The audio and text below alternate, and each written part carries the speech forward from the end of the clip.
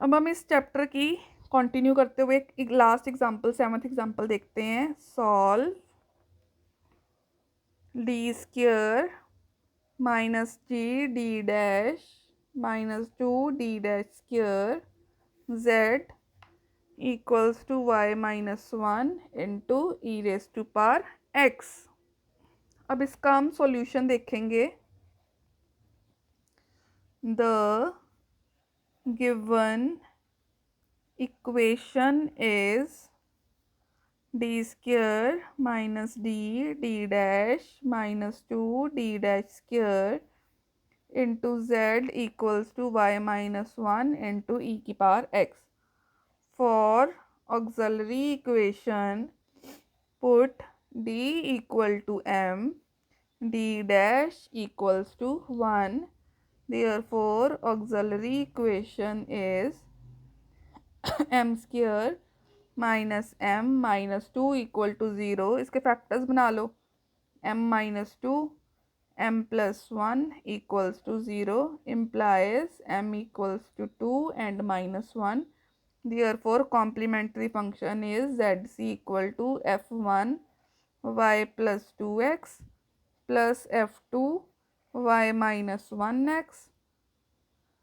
अब particular integral 1 d square minus D dash minus 2 D dash square into y minus 1 into E raise to power x.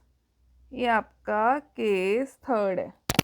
यहाँ x अलग function है, Y अलग function है। अब हम इसके फैक्टर्स बनाएंगे और लास्ट क्वेश्चन में भी जैसे किया था, आप इसको देखकर फैक्टर्स बनाओगे तो मुश्किल होगी। आपने फैक्टर्स ऑलरेडी बनाए हुए हैं m माइनस 2 और m प्लस 1।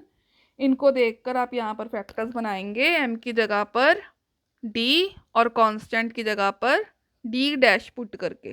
ठीक है, ये आपका बन जाएगा 1 d minus 2 d dash into d plus d dash into y minus 1 into E raise to power x. ठीक है, अगर आप y माइनस 1 इंटू ई की power X equal to Y into E की पावर एक्स माइनस ई की power x ऐसे करोगे तो आपको दो पार्ट्स में सॉल्व करना पड़ेगा। एक को I1 और दूसरे को I2 सपोज करके। एक जगह पर केस नंबर 3 लगाएंगे, एक जगह पर केस नंबर 1 लगाएंगे, तो ये बहुत लेंथी क्वेश्चन हो जाएगा फिर आपके लिए। फिर इसको वाइंड अप करना बहुत डिफ़िकल्ट हो जाएगा। तो केस नंबर 3 तो आपने लगाना ही है, तो बेटर है कि आप यहीं से केस नंबर 3 लगा दो, नहीं तो अदरवाइज क्वेश्चन बहुत लेंथी हो जाएगा और वाइंड अप करना मुश्किल हो जाएगा। केस नंबर 3 तो अप्लाई करना ही है। ठीक है, या तो ना हमें केस नंबर 3 से नहीं अप्लाई करना पड़ रहा तो हमें इतना समेटना पड़ेगा, इतना क्लेरा हम ना डालें। ठीक है, तो हम यहीं पर डायरेक्ट ये चीज़ हम इसको ऐसे नहीं करेंगे, यहीं पर डायरेक्ट केस नंबर 3 अप्लाई करेंगे। ठीक है, तो करते हैं। जिसको मर्जी एक फैक्टर को बाहर ले लो, तो हम मोस्टली पहले वाले को ही ले लेते हैं। इसको बाहर रख लेते हैं और इसको इसके साथ अंदर सॉल्व करते हैं पहले। ठीक है, अब सेम वही मेथड, ये आपका बन जाएगा integral of c plus x, y की जगह पे आएगा c plus x minus 1 e raise to power x dx। ये आपका बनेगा फर्स्ट फंक्शन, ये आपका बनेगा सेकंड फंक्शन। यहाँ आप लिखोगे where y equals to c plus x.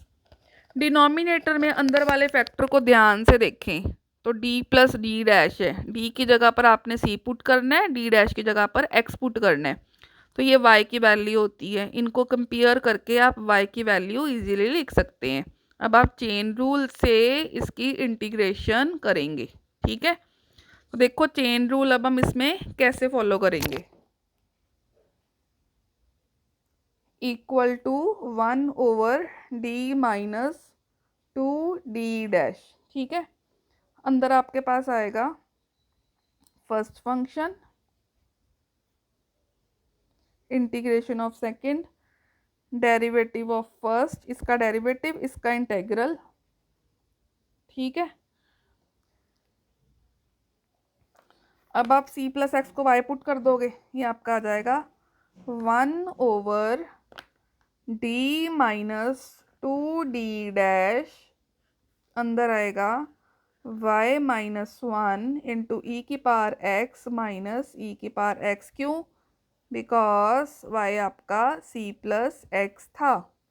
अब आप इसको सिंप्लीफाई कर लो, 1/d माइनस 2d डैश, यहाँ पे है y माइनस 2 इंटू ई की पावर x, दोनों में से कॉमन ले लिया। ठीक है, अब दोबारा से सेम प्रोसेस रिपीट करेंगे। डिनोमिनेटर वाले फैक्टर को देखते हुए d माइनस 2d डैश को ध्यान से देखें, d की जगह पर c, d डैश की जगह पर x पुट करेंगे, तो आपके पास y की वैल्यू क्या आ जाएगी, पी आई इक्वल टू, ये आपके पास बन जाएगा integral of c minus 2x, y की वैल्यू आ गई -2 इंटू ई की पावर x dx।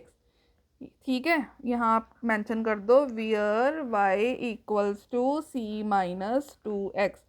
अब दोबारा से चेन रूल, ये फर्स्ट फंक्शन, ये सेकंड फंक्शन लगाओ, ये आपका आएगा c minus 2x minus 2 first function.